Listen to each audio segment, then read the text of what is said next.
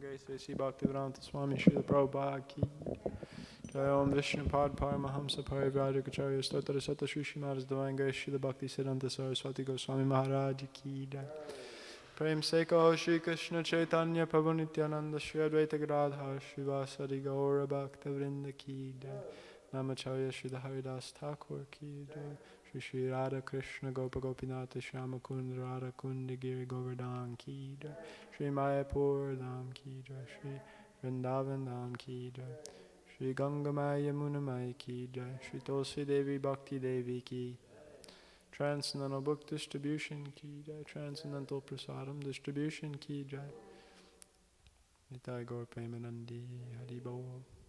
All glories to the assembled devotees. All glories to the assembled devotees. All glories to the assembled devotees. All glories to the divine lotus feet of Sri Sri Guru and Gauranga. All glories to Srila Prabhupada.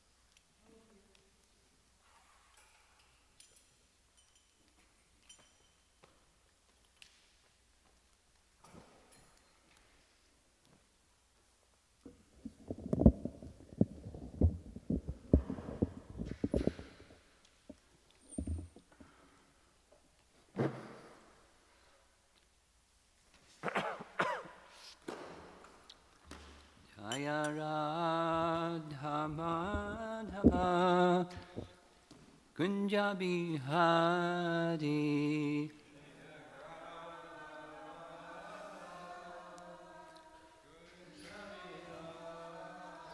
Jaya Radha Madhava Kunja Bihari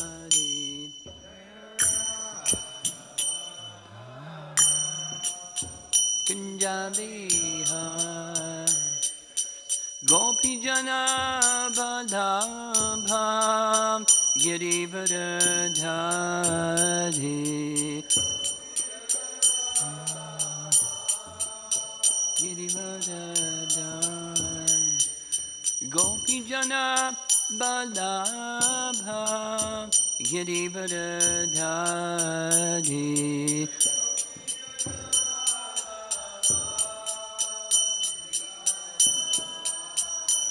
Yasodanandana Brajajanarandana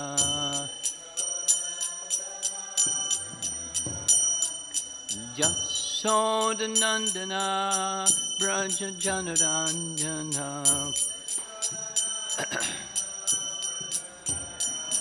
Jamunatira Vanachadi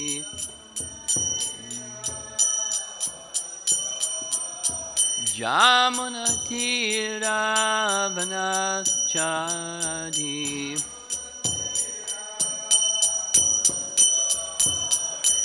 Jaya Radha Madhava Kunja Bihari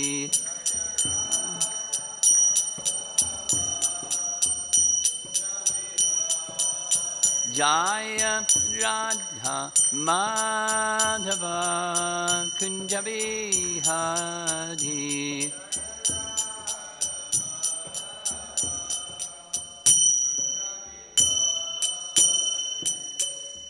Jayom Vishnupad Paramahamsa Parividikacharya Astatarasatasi Srimad His Divine Grace A.C. Bhaktivedanta Swami Srila Prabhupada Ki Ananta Koti Vaishnavrinda Ki Grantaraj Srimad Bhagavatam Ki Gaur Premanandi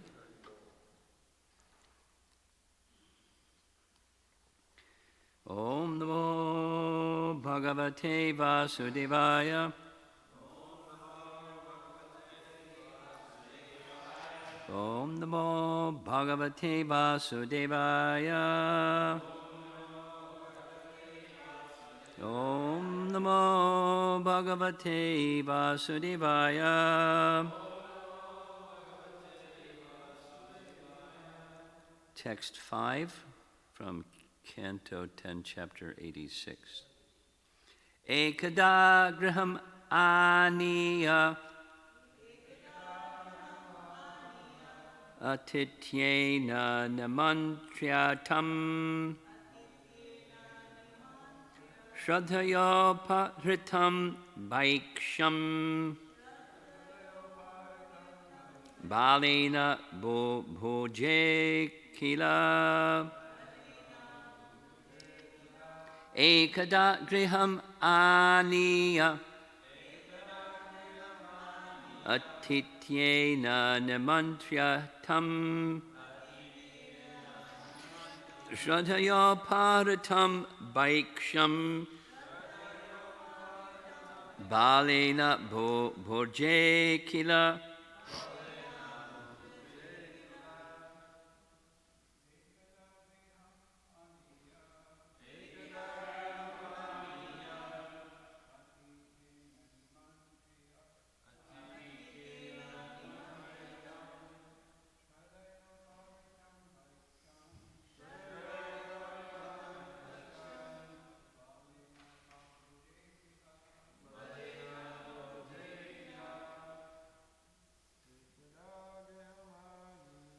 Ekada griham aniya Atityena samantriyam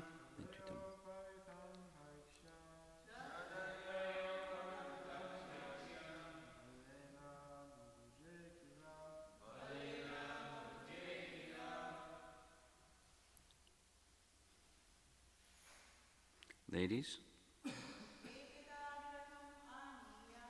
Ekada griham aniya Atityena namantriyam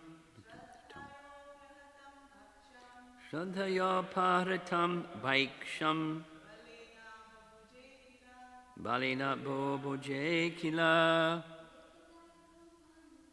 Ekada griham aniya Atityena namantriyam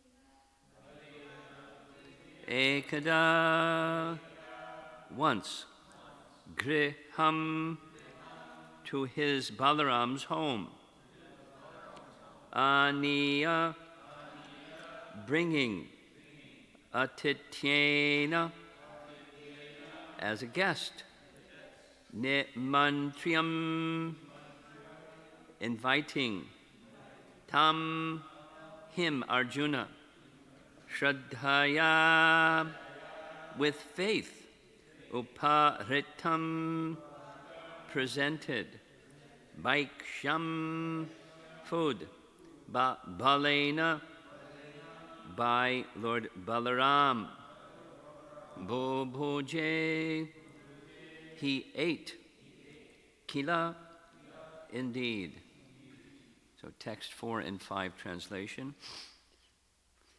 He stayed there during the monsoon months to fulfill his purpose. Lord Balaram and other residents of the city, not recognizing him, offered him all honor and hospitality. One day, Lord Balaram brought him to his home as his invited dinner guest. And Arjuna ate the food the Lord respectfully offered him. Purport. From the explanation of Srila Vishwanath Chakravarti, it is understood that Arjuna, in his sannyasi role, had just finished the 4-month vows of the rainy season and could now again accept general invitations from householders. Thus, no one would have suspected any unusual motive in his visiting Lord Balaram at this time.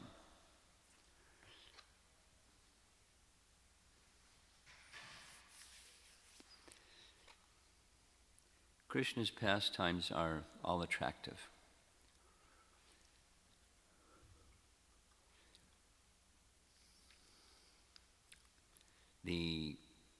Going back to the reason for Balaram going on pilgrimage.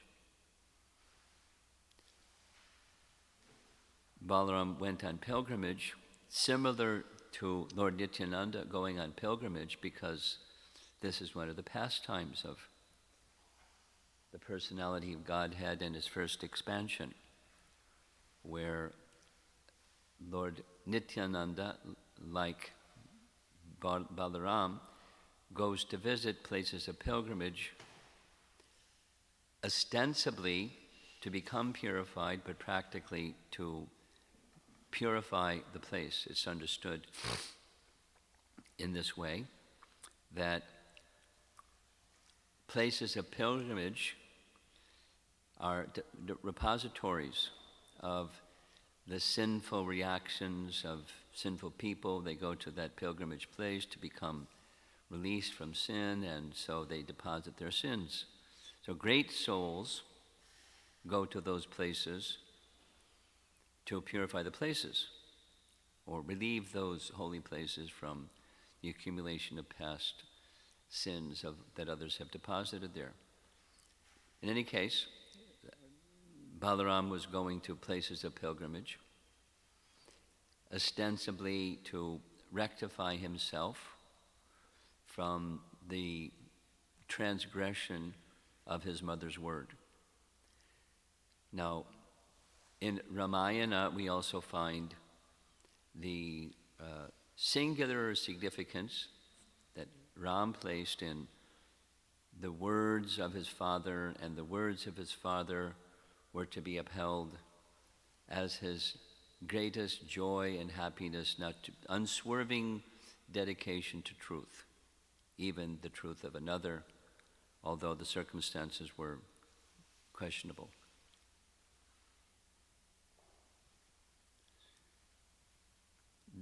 In our modern time, that value is weak at best, or missing altogether. But for spiritual life, satyam, truthfulness, is of paramount importance for one who's on the path of spiritual progress. And truthfulness can be thought of in different ways. One of them is you don't speak lies. That's one kind of truthfulness. Or say it, always speak the truth. That's truthfulness. There's other kinds of truthfulness. So a truthfulness example, there's many, is you make a vow, you keep your vow. It's one of the standards of a good leader. When a good leader makes a vow, they keep their vow. So be careful when you make vows. because you must uphold your vows. You give your word to somebody, you keep your word. And if for some reason there are circumstances that make it difficult or it's seemingly impossible to uphold a promise that you gave to somebody, go to that somebody and explain the circumstance and request their pardoning you from being unable to carry out the promise that you made to them. And when you do like that, uphold truth, it does something. The effect is the person who you made the promise to feels you're a trustworthy person. And trust is essential in relationships. And upholding your word garners trust. Violating your word does the opposite. It detracts from trust. It harms trust. It creates an atmosphere that's mistrustful. So it's not just true for Satya Yuga, Dwapara Yuga, and Treta Yuga. It's true for Kali Yuga. And the word of another, gosh, somebody else said something. I'm not responsible for what somebody else said. But at least in civilized society, one feels obliged to uphold that truth. The topmost example of that is Krishna himself. When Krishna's devotee utters something, like Narada utters something, Nala, Kuvera, and Manigriva should be delivered by Krishna, Krishna feels bound. And he delivers. Nala, Kuvera, and Manigriva curse to stand as trees because of the words of Narada. Or we discussed this yesterday, because Gandhari made a curse, and because Narada made a curse, Vasudeva, when he heard that the entire Yadu dynasty had been annihilated, he was smashed. But the words that he spoke was, just see, for Krishna, he can forgo even his dear beloved family members. And a lot of family members.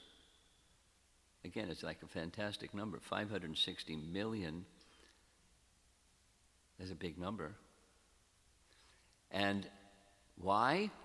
Vasudeva said, because Krishna wanted to uphold the word of Narada and Gandhari. He didn't want to transgress. Or, there's so many examples. Lord Nrsingadeva appeared as Lord Nrsingadeva because he wanted to uphold the word of Brahma, and so forth and so on. The personality of Godhead does like this. Great devotees do like this. In this case, so back to our story, Arjuna is upholding the word of his mother. His mother said, and he transgressed. Now, there was circumstances. It wasn't wanton and capricious and whimsical. And he was forgiven by Yudhishthira, that he transgressed the word of their mother because there was a higher principle at stake. He had to give protection. Persons were appealing for his protection. But he held the word of his mother above his own comfort, or whatever one might say. And so he wanted to purify himself for that wrong, that transgression, not upholding the word of his mother. Now, once again, this is Kali Yuga.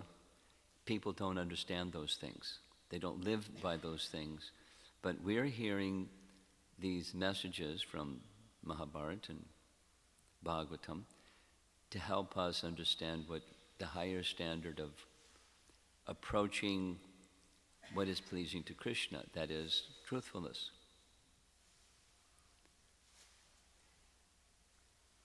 Satyam, truthfulness. When Bhaktisiddhanta Saraswati Thakur was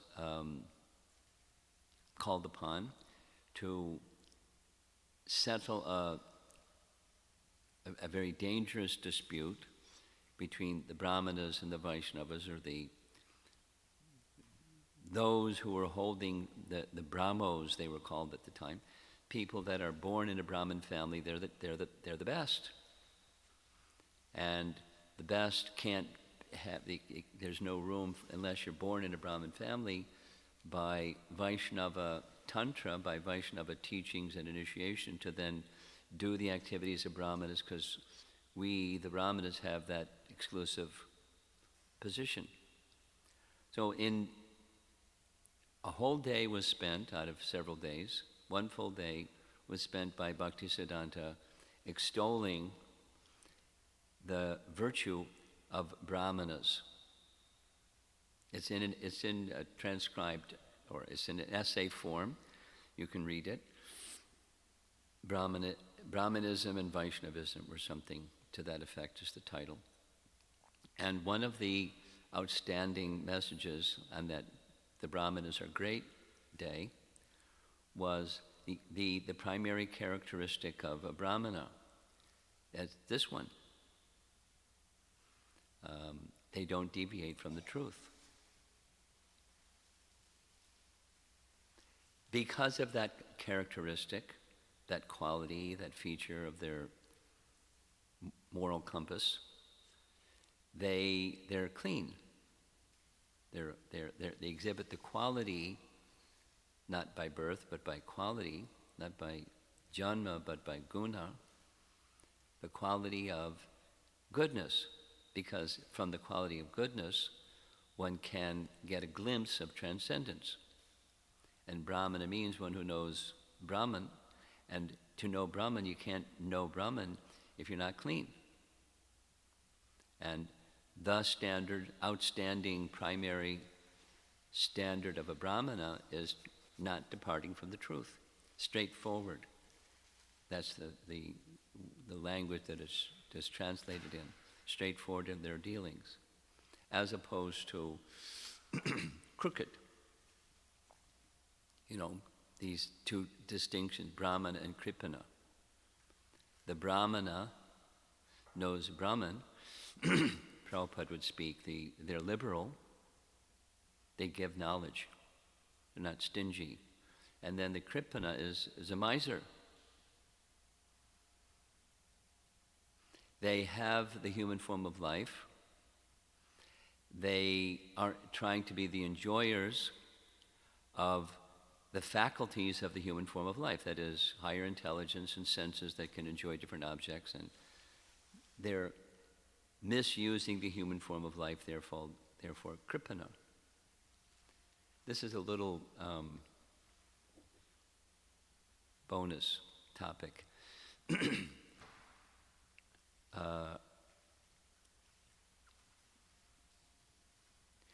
Karpanya dosha comes from the same dhatu.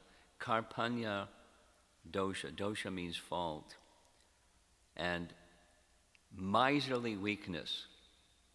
How has this miserly weakness come about you? Krishna is speaking to Arjuna. Miser, Kripana, Karpanya. Then there's this way over there in the teaching of the Vedas, where Hari Bhakti Vilas expresses the 6 angas of surrender, sharanagati. The last one in the list is Karpanya, which is being translated as humility.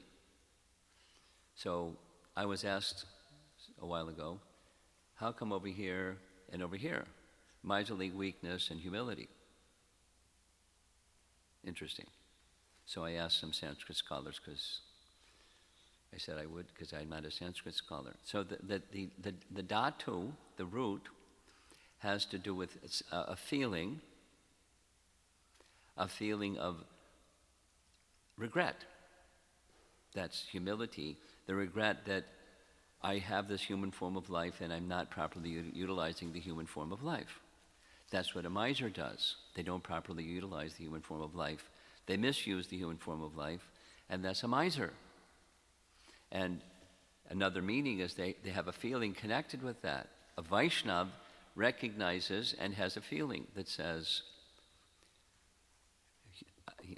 I'm not properly utilizing this human form of life. Even they may be great souls, have that profound feeling of humility. And we're not so profound. But the recognition that I am not properly utilizing this human form of life. I've wasted so much time. Who can say how many lifetimes I've wasted? And even just this lifetime, so much time I've wasted not taking shelter of the personality of Godhead. Recognizing that, I'm feeling great humility. You can say remorse or regret, but it's an impetus to proper utilization. Once I recognize the boo-boo, the mistake that I am making and have been making for some time, let me make a course correction. That's the positive benefit from feelings of humility. And when you have feelings of humility, you want to correct, do a course correction. In the case of Balaram, he wants to purify himself for that mistake, although he's relieved of the burden by his brother. Now, his mother could have stepped forward and said, look, you don't have to go on pilgrimage. I excuse you from any, the circumstance was what it was, you did the right thing. Haribol. She didn't do that. He did what he did because there was another purpose, that was purifying places of pilgrimage.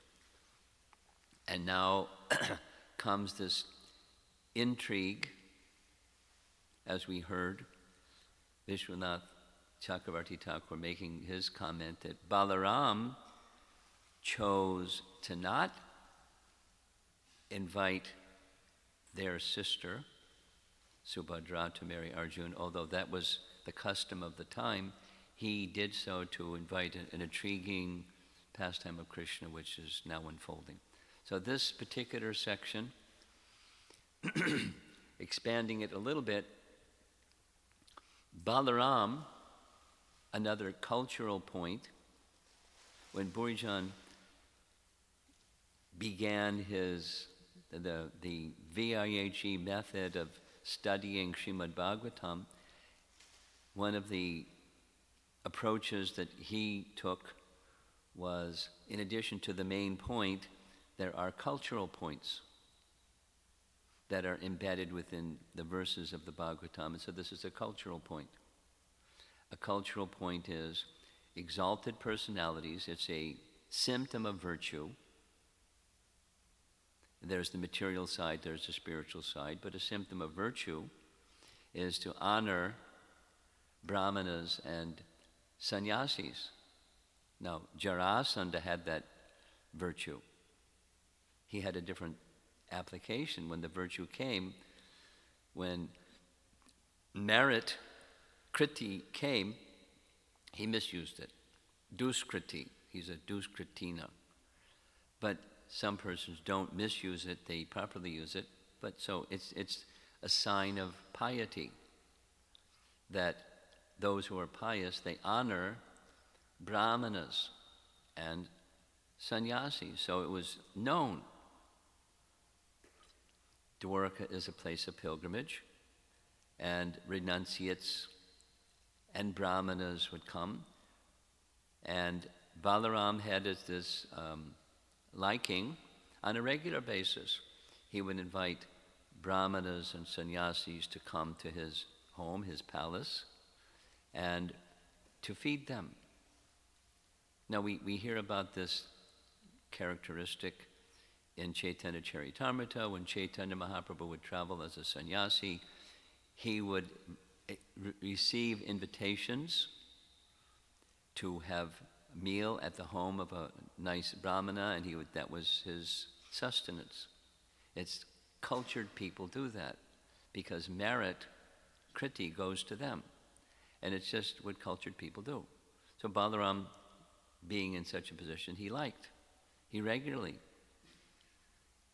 Prabhupada narrated that his father was like that. Gaur Mohan regularly, sometimes multiple sadhus daily, but regularly would invite sadhus to come to his home and have meal. And two things. Prabhupada said, the request that his father made of every sadhu, regardless of where they were coming from, in their tradition and their perspective of transcendence, was, please bless my son that he become a nice devotee of Radharani. And Prabhupada said, because of those blessings and the wish of my father, I've become a devotee of Radharani. Then there's another comment that Prabhupada less frequently would make, and that was in relation to the nature of these sadhus. The nature of the sadhus that came were persons that Prabhupada personally saw through. They weren't really sadhus. There were other,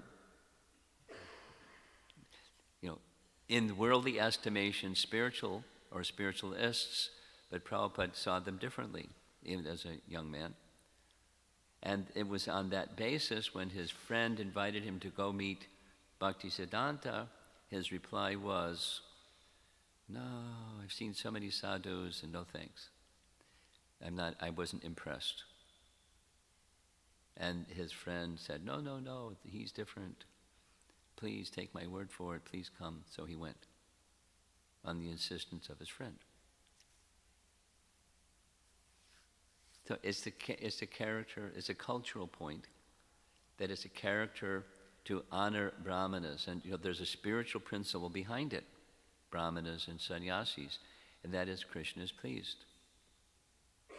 It's why we do it. It's why anything becomes beneficial or auspicious. Namo Brahmanya Devaya Go Brahmana Hitayacha. Brahmanas are very dear to Krishna. Krishna says this multiple times in the 10th canto, that Brahmanas are more dear to me than anything. So, Krishna honors the Brahmanas.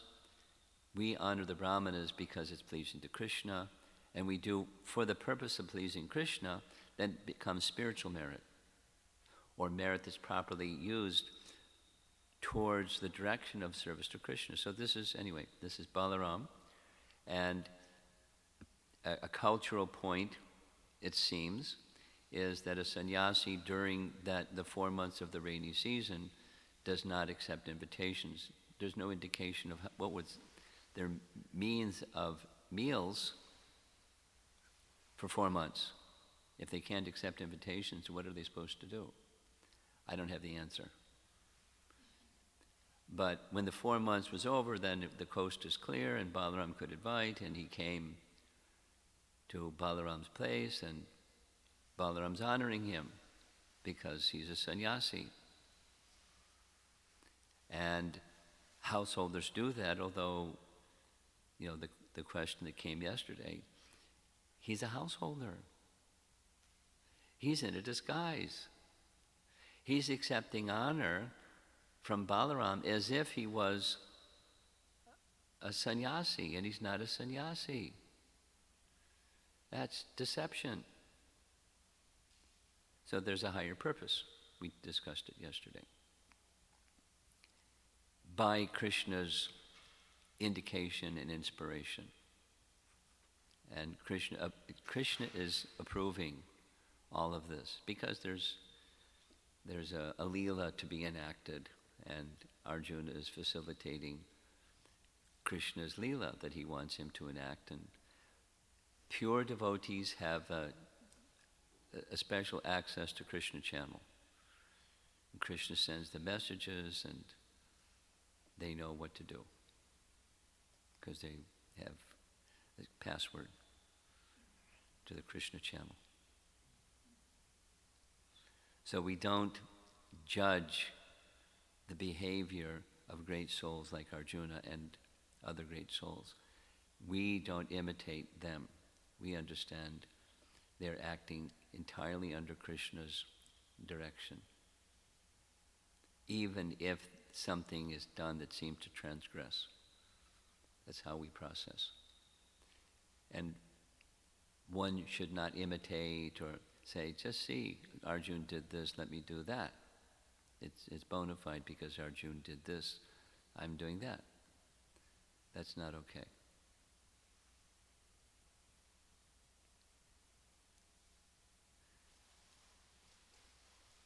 Without our acharyas, our heads would spin. And there are persons that read scripture, they don't have the assistance of acharyas, and their head spins.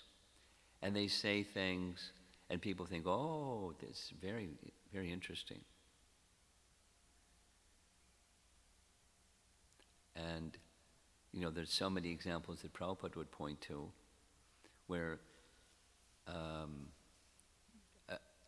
so-called sadhus say, you can do whatever you like.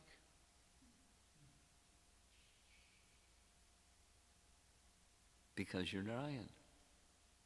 Just repeat after me. I am Narayan. Okay, bingo. That's not what Krishna says.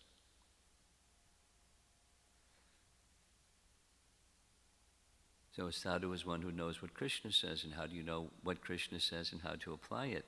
Through this method of disciplic succession, otherwise knowledge is lost. And it can be way lost, or it can be marginally lost, or somewhere in between, but knowledge is lost. So we need the assistance of our acharyas. Fortunately, by our founder acharya, we have that access. We're very fortunate. So let's see if there's some discussion. 10 after 8. Way over there. Sarva, how you doing?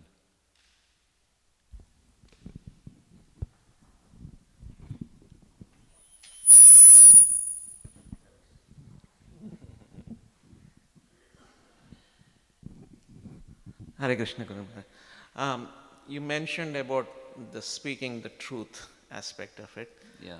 But it's also said that sometimes truth could be harsh. You should, as a devotee, you should be speak pleasing. Yes, it's an art of how to speak. Right. So, I mean, how do we balance that, I guess? How do you what? How do we balance in terms of speaking the truth, but at the same time, don't hurt others? Intelligence. That's the balance. And intelligence comes from Supersoul. So we have to be tuned into the Supersoul channel. And we have to follow instructions as best our capacity permits us to follow instructions. The principle is within Bhagavad Gita. That how to apply the principle requires intelligence.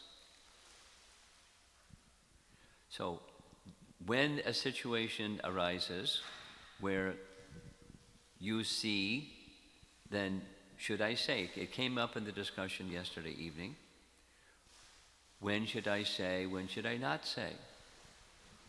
Well, there's many options. And a thoughtful person that wants to please Krishna and not displease Krishna considers in this reflective space, what are my options? And one of them is just to pause. And at the right time, you say something. And you can say something directly.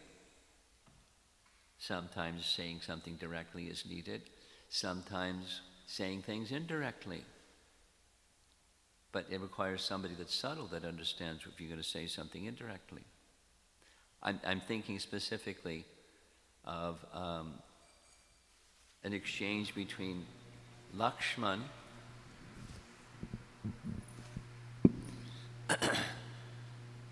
and Ram.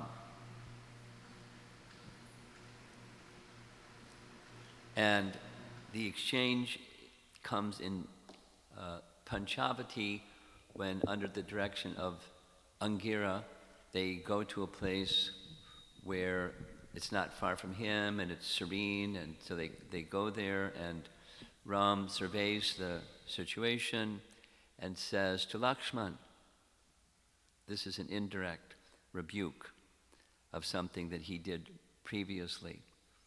He said, find a place and build something that's suitable for me, for Sita, and for you. And Lakshmana understood that was a rebuke.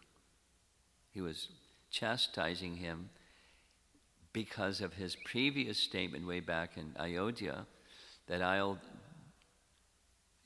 doership statement, I'll take care of everything. So Lakshman says, please don't ask me to do something that's of my interest. I have no interest other than your interest. So that's an example of, according to Govindaraj, the commentator, much later, sometimes we may speak something much later. We don't necessarily have to say something in the moment. Upholding truth doesn't mean urgency or impulsiveness. There's discrimination, there's intelligence involved, depending upon time, place, circumstance.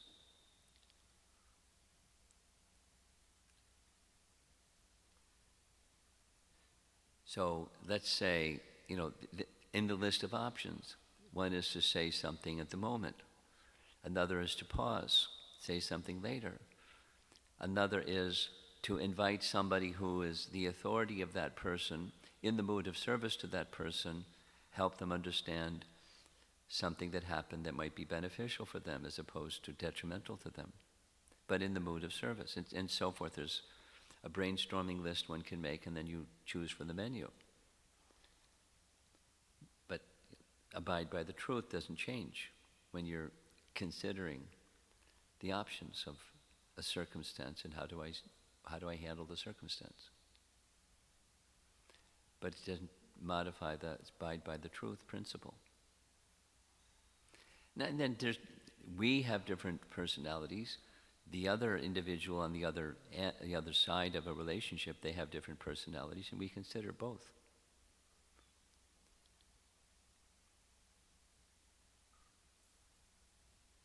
What's appropriate, what's pleasing to Krishna.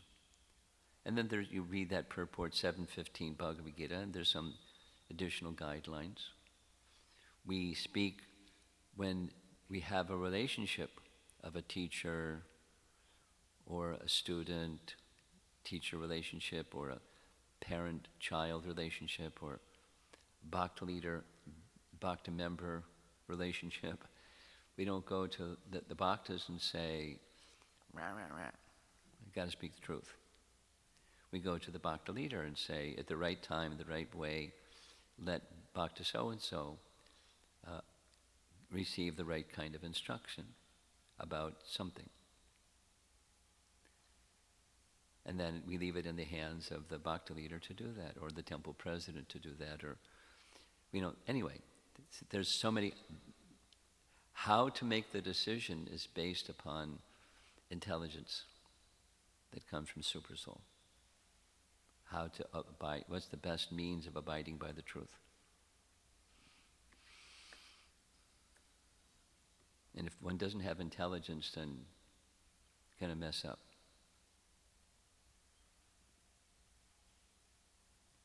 So we can go to somebody that has intelligence and take guidance from somebody that has intelligence and learn. Anything else? Okay. Srila Prabhupada ki jai. No